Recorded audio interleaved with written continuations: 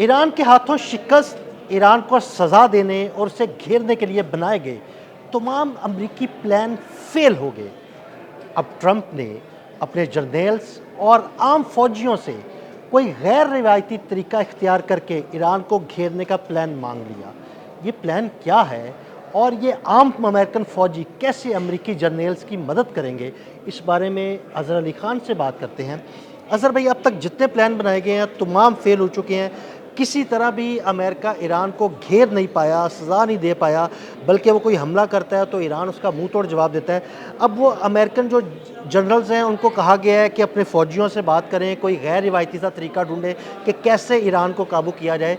क्या कोई गैर रिवायती तरीका अमेरिका सामने ला सकता है?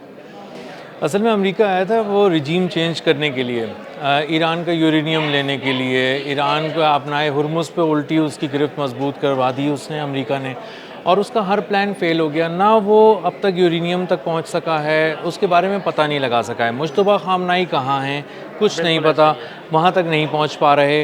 अपनाए हुर्मुज़ पे गिरफ्त नहीं तोड़ पा रहे। पूरी दुनिया को कह रहे थे कि हम उसको झुका देंगे, नहीं झुका पा रहे। मशरिक़ वस्ता में अपनी बेसिस को नहीं बचा पा रहे। इसराइल जब आया जंग में उस वक्त वो बर्बाद हो गया। अब इसराइल को अंदाज़ा हो गया वो एक तरफ दुम साध के बैठा हुआ है, बिल्कुल, वो हमला करने की अब कोशिश भी नहीं कर रहा, सामने आने की कोशिश नहीं कर नहीं रहा। कर रहा, और वो कह रहा है कि अमेरिका जाके लड़े। तो अमेरिका ने जो जो प्लान बनाया वो एक एक करके फेल होता गया। जो धमकियां दी वो हवा हो गई। जो उसने डेडलाइंस दी डोनाल्ड ट्रंप ने, उस पर यू टर्न लेना पड़ा। तो कोई एक बात ऐसी नहीं है जिस पर टिक कर जम कर डोनाल्ड ट्रंप ये कह सकें कि मैंने ये काम करवा दिया है। वहाँ हमने चोट पहुँचाई थी, चलो हम यहाँ हार गए, लेकिन एक जगह हमने बहुत मारा था। एक भी ऐसा कोई जाविया नहीं है, कोई एंगल कुछ नहीं है जो वो पेश कर सकें।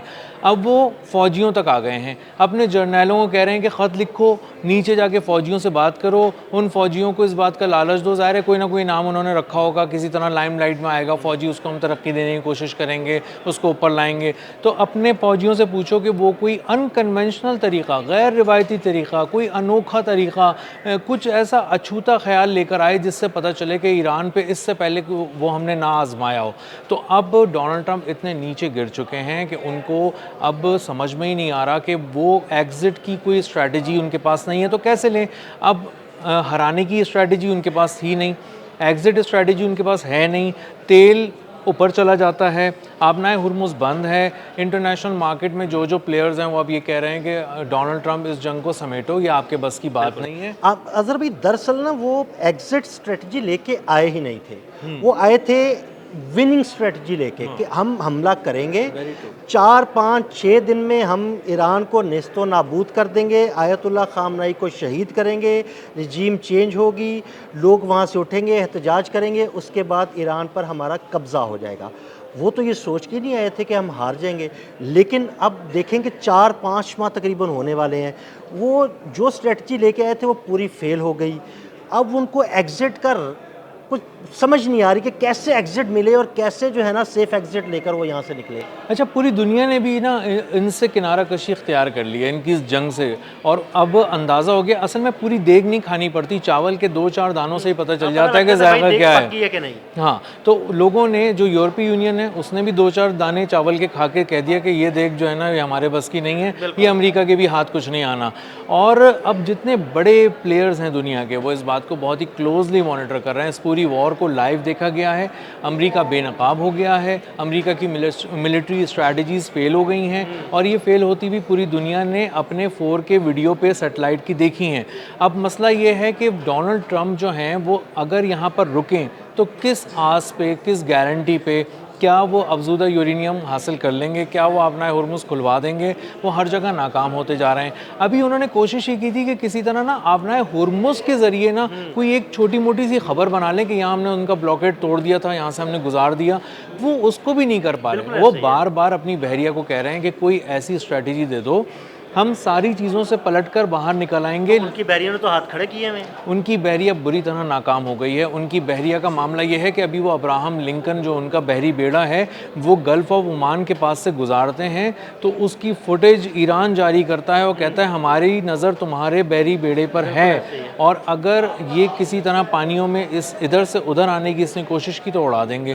तो इसका मतलब ये है कि वो बहुत बेबस हो गए, बहुत लाचार हो गए, बहुत ही बड़े मजलूम नज़र आ रहे हैं। बिल्कुल। अच्छा ठीक है, चले ये सारी चीज़ें तो सामने आ गई, लेकिन अब वो जो अपने फ़ौजियों से कह रहे हैं कोई गैर रिवायती तरीका निकालें, क्या कोई ऐसा तरीका मुमकिन है? अब तक जितने तरीके अमेरिका ने इस्तेमाल किए, मुख्तलिफ जज़ायर पर कब्ज़े किए, उसके बाद उन्होंने बात की हमारे फ़ौजी उतार देंगे, लेकिन वो भी नहीं कर सके। फिर एक उन्होंने ये रिस्क लिया कि अपने फ़ौजी उतारने की कोशिश की, अपने तैयारे तबाह करवा लिए, या अपने तैयारे 2 तैयारे उन्होंने ख़ुद तबाह कर दिए कि ईरान के हाथ उनके राज ना लग जाएँ। तो कोई गैर रिवायती तरीका आपको नज़र आ रहा है कि ऐसा कोई तरीका हो सकता है? देखिए, ईरान के अंदर भी कोई नज़र नहीं आ रहा बज़ाहिर, मशरिक़ वस्ता की साइड से देखें उस एंगल से तो भी नज़र नहीं आ रहा, आबनाए हुर्मुज़ की तरफ से देखें तो भी नज़र नहीं आ रहा, और वो जो पीछे बैठा हुआ है इसराइल उसकी तरफ से भी देखें तो और कुछ नज़र नहीं एक आ उन्होंने और मिस एडवेंचर करने की कोशिश की, यूक्रेन को कहा, यूक्रेन ने उनके एक शिप पर हमला किया, लेकिन उसके बाद जब ईरान ने उसे धमकी दी तो यूक्रेन भी दुबक के बैठ गया। तो यानी उस तरफ भी वो जो है ना उनका चीज़ें कारगर या मामलात कारगर साबित नहीं हुए। बिल्कुल ऐसा ही है, और इसीलिए अब ईरान जो है ना वो हर तरफ से पहले ही ये बात कर रहा है कि आप ये तय नहीं करेंगे कि सीज़ फायर कब होगा, आपका जब दिल चाहता है आप सीज़ फायर कर लेते हैं, जब दिल चाहता है हमला कर देते हैं, और इसीलिए ईरान बढ़ चढ़कर हमले कर रहा है। जहाँ उसको महसूस होता है कि उसको मारना है वहाँ मारता है, इस बात का ख्याल नहीं करता कि इन दिनों अमेरिका हमले कर रहा है या नहीं। तो अमेरिकी फ़ौजी जिस एंगल से सोच सकते हैं वो एंगल या तो फ़िज़ाइया का होगा, या बहरिया का होगा, या बर्री फ़ौज का होगा। आप ज़मीन पे उतार नहीं पा रहे, ये पूरी चीज़ माइनस कर दी तो गई ये है माइनस हो almost। गई, फिर रहेगी बहरिया और फ़िज़ाइया। जी, बहरिया का मामला ये है कि बहरिया 500 किलोमीटर के रेडियस में आबनाए हुर्मुज़ के करीब फटक भी नहीं रही जो ईरान ने कहा है, जिस रेडियस में उन्होंने कहा है। बहीरे अरब में अगर उनकी बहरिया खड़ी होती है तो वहाँ से जो उसके पेट्रोलिंग है वो गल्फ़ ऑफ ओमान के कुछ हिस्सों तक ही है, उससे बिल्कुल उससे आपने आगे नहीं हरमज़ के आते। करीब नहीं आ सकते वो। नहीं आते। अच्छा, उन्होंने एक कोशिश ये की कि एरियल कवर देने के कुछ जहाज़ों को गुजारने की कोशिश करें और इस बात को इस्टेब्लिश करें कि आपनाए हुर्मुज़ पे हमने तुम्हारा ज़ोर तोड़ दिया है और हमारी ग्रिप मजबूत हो गई। उसमें वो नाकाम रहे हैं। एरियल कवर का फेलियर बहुत बड़ा फेलियर है। पीछे आ रहे थे जंगी जहाज़, तिजारती जहाज़ों के, और उसके ऊपर जो तैयारे उड़ रहे थे वो मिलियंस ऑफ डॉलर्स के वो तैयारे थे जो दूर दूर तक नज़र रखते हैं। हेलीकॉप्टर्स थे उसमें, बहुत सारे प्लेन्स उड़ रहे थे, और ये बात इंश्योर कर रहे थे कि अगर किसी तरह से ईरान की तरफ से कोई हमला इस पूरे रेडियस में खत्ते से कहीं से किया जाए तो वो उसको वहीं पे हदफ बनाकर तबाह कर दें। वो उसमें भी नाकाम रहे। नाकाम रहे, मिसाइल आके टकराए, 2 जहाज़ तबाह हो गए, 4 जहाज़ों को वहाँ से भागना पड़ा। खुद अमेरिका की बहरिया जो है वहाँ से भागी है, और इससे अंदाज़ा होता है कि बहरिया वाला मामला भी चैप्टर ख़त्म हो गया। अब रह गई फ़िज़ाइया। अब रह गई फ़िज़ाइया। फ़िज़ाइया का मामला ये है कि आज अब से कुछ देर पहले MQ-9 रीपर ड्रोन एक और तबाह कर दिया। बिल्कुल, मैं वही कह रहा हूँ कि उनकी फ़िज़ाइया तो भी मुझे नाकाम ही नज़र आती है। देखें, उनका कोई भी तैयारा, कोई भी ड्रोन, कोई भी हेलीकॉप्टर आबने हुर्मुज़ की फ़िज़ाओं में आता है या गायब हो जाता है या तबाह हो जाता है। तो वो आबने हुर्मुज़ की फ़िज़ाओं को कैसे पार करेंगे? बिल्कुल ऐसा ही है, और अगर वो ईरान की किसी तरह की हुदूद में दाखिल होने की कोशिश करते हैं उसकी सरहद में, तो फ़िज़ाई सरहद की खिलाफ वर्जी करते ही वो एयर डिफेंसेस के उसमें आ जाते हैं। अच्छा, जो थोड़ी बहुत कमी कहीं रह गई थी कि इनके तैयारों को कैसे निशाना बनाया जाए, उसके लिए एयर डिफेंसेस से बहुत काम किया ईरान ने, और नए एयर डिफेंसेस को इंटीग्रेट कर लिया है। और आज जो MQ-9 रीपर ड्रोन हमेशा की तरह तबाह किया है, लेकिन उसमें ख़ास बात यह है कि वो नए जो एयर डिफेंस सिस्टम है उससे निशाना बनाया है जी। और उससे निशाना बनाने का मकसद ये था कि उसको अमेरिका को ये पैगाम दिया जाए कि देखो, तुम जब कोई एक एपिसोड लेकर आओगे ना यहाँ जंग की, हम तुम्हें नए हथियारों से मारेंगे। तुम कॉन्फिडेंट नहीं रहोगे, तुम ये नहीं कह सकते कि मैं ईरान के बैलिस्टिक मिसाइल प्रोग्राम को समझ गया हूँ। वो पहले जो बैलिस्टिक मिसाइल था उसी का अपग्रेडेड वर्जन लेकर आते हैं। अब जो मैं वही कह रहा हूँ कि वो कैसे समझेगा। देखिए, जो फॉर एग्जांपल एक हफ़्ता पहले जिस मिसाइल से ईरान ने हमला किया, एक हफ्ते के बाद वो कोई नया मिसाइल आ जाता है। जब अमेरिका उसका तोड़ निकालने की कोशिश करता है तो वो कुछ और नया ले आते हैं। तो अमेरिका की समझ भी नहीं आ रहा भाई, हम कैसे रोकें, किसको रोकें, रोज़ एक नया मिसाइल आता है। बिल्कुल ऐसे ही है। वो ड्रोन भी लेकर आ गए, हदीद 110 नया ड्रोन आया है, 510 किलोमीटर फी घंटा की रफ्तार से आता है, 30 किलोग्राम वॉरहेड लेकर आता है।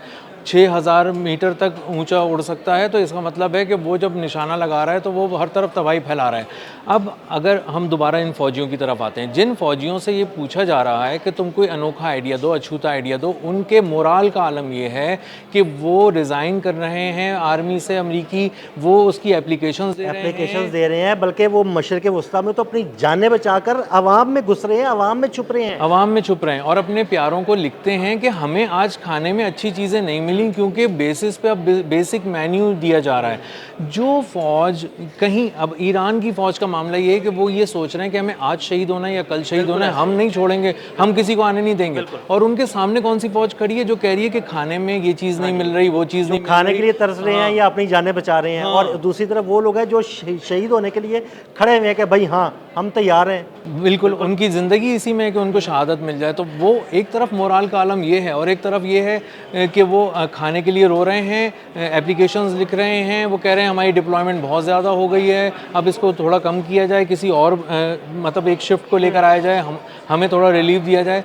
तो उस फ़ौजी से जिसका मोराल ये है कि वो अभी ये सोच रहा है कि मैं इस आर्मी से जान छुड़ा के भागूं, कुछ ऐसी प्री मैच्योर रिटायरमेंट ले लूं, कुछ कर लूं, उस फ़ौजी से आप ये पूछ रहे हैं कि आगे बढ़कर हमला कैसे करना है। वो तो अपनी जान बचा रहा है, वो तो इस पूरे वॉर थिएटर से निकलना चाह रहा है।